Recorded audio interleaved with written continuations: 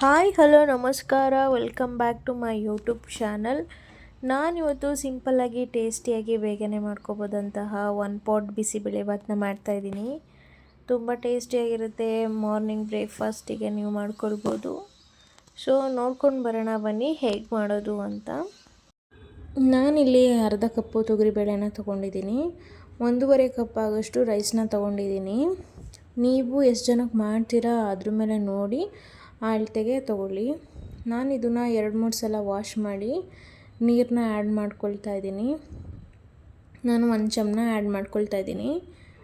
ಇದಕ್ಕೆ ನಾನು ಏನೇನು ತರಕಾರಿ ತೆಗೆದಿಟ್ಕೊಂಡಿದ್ದೆ ಅದನ್ನೆಲ್ಲ ಆ್ಯಡ್ ಮಾಡ್ಕೊತಾ ಇದ್ದೀನಿ. 1 ಕಪ್ ಆಗೋಷ್ಟು ಬಟಾಣಿ, ಕ್ಯಾರೆಟು, ಆಲೂಗೆಡ್ಡೆ, ಬೀನ್ಸು ಇದನ್ನು ನಾನು ಈ ಥರ ಕಟ್ ಮಾಡಿ ಸೇರಿಸ್ಕೊತಾ ಇದ್ದೀನಿ.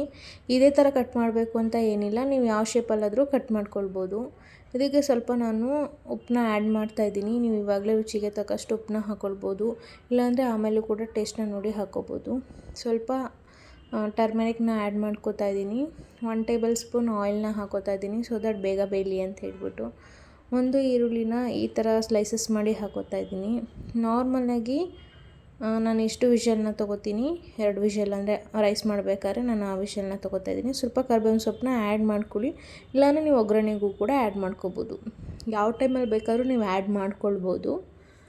ಸೊ ನಾನಿಲ್ಲಿ ನೀಟಾಗಿ ಮಿಕ್ಸ್ ಮಾಡ್ಕೋತಾ ಇದ್ದೀನಿ. ನೀವೇ ನೋಡ್ತಿರ್ಬೋದು, ತುಂಬ ಏನೂ ಸ್ಮ್ಯಾಶ್ ಥರ ಆಗಿಲ್ಲ, ಅನ್ನ ಉದುದ್ರಾಗೇ ಇದೆ. ಈ ಥರ ಇದ್ದರೆ ಚೆನ್ನಾಗಿರುತ್ತೆ. ಸೊ ನಾನು ಇದಕ್ಕೆ ಒಂದು ಅರ್ಧ ಚಮಚದಷ್ಟು ನೀರನ್ನ ಆ್ಯಡ್ ಮಾಡ್ತಾಯಿದ್ದೀನಿ. ಇವಾಗ ನೀವು ಮೊದಲೇ ಆ್ಯಡ್ ಮಾಡಿಕೊಂಡು ನೀವು ಕೂಗಿಸ್ಕೊಂಬಿಟ್ರೆ ಸ್ಮ್ಯಾಶಸ್ ಥರ ಆಗೋಗುತ್ತೆ. ತೀರಾ ಸ್ಮ್ಯಾಶ್ ಆದರೆ ಆ ಒಂದು ಬಿಸಿಬೇಳೆಭಾತ್ ಚೆನ್ನಾಗಿರಲ್ಲ.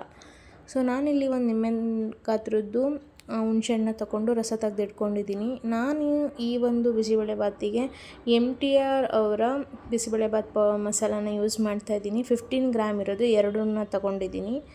ನಾನು ಇದಕ್ಕೆ ಮೊದಲೇ ಹುಣಸೆ ರಸಕ್ಕೆ ಮಿಕ್ಸ್ ಮಾಡಿ ನೀಟಾಗಿ ಇಟ್ಕೋತಾ ಇದ್ದೀನಿ, ಸೊ ದಟ್ ಈಸಿ ಆಗುತ್ತೆ. ಆ ಒಂದು ಹುಳಿ, ಆ ಖಾರ ಮತ್ತು ಮಸಾಲೆ ಎಲ್ಲ ನೀಟಾಗಿ ಆ ಹುಳಿ ಜೊತೆ ಮಿಕ್ಸ್ ಆಗಿರುತ್ತೆ. ಸೊ ದಟ್ ಈ ಥರ ಮಾಡೋದ್ರಿಂದ ಆ ಟೇಸ್ಟು ತುಂಬಾ ಚೆನ್ನಾಗಿರುತ್ತೆ. ಒಂದು ಗಂಟಿಲ್ದೇ ಇರೋ ರೀತಿ ನೀವು ಮೊದಲೇ ಮಿಕ್ಸ್ ಮಾಡಿ ಇಟ್ಕೊಳ್ಳಿ. ಮಿಕ್ಸ್ ಮಾಡಿದ್ದಾಯಿತು. ನಾನು ಇದನ್ನು ಸೈಡಲ್ಲಿ ಎತ್ತಿಟ್ಕೊತಾ ಇದ್ದೀನಿ. ಸ್ವಲ್ಪ ಒಂದು 5 ನಿಮಿಷ ಕುದ್ದಾದಮೇಲೆ ನಾನು ಆಲ್ರೆಡಿ ಬೇಯಿಸಿಟ್ಕೊಂಡಿದ್ನಲ್ಲ ಅದನ್ನು ಕುದಿಯೋಕೆ ಇಟ್ಟಿದ್ದೆ. ಅದರೊಳಗಡೆ ನಾನಿವಾಗ ಮಿಕ್ಸ್ ಮಾಡ್ಕೋತಾ ಇದ್ದೀನಿ. ಇದನ್ನು ಹಾಕಿ ನೀಟಾಗಿ ಮಿಕ್ಸ್ ಮಾಡಾದಮೇಲೆ ಲೋ ಫ್ಲೇಮಲ್ಲೇ ಅದನ್ನು ಕುದಿಯೋಕ್ಕೆ ಸೈಡಲ್ಲಿ ಇಟ್ಬಿಡಿ.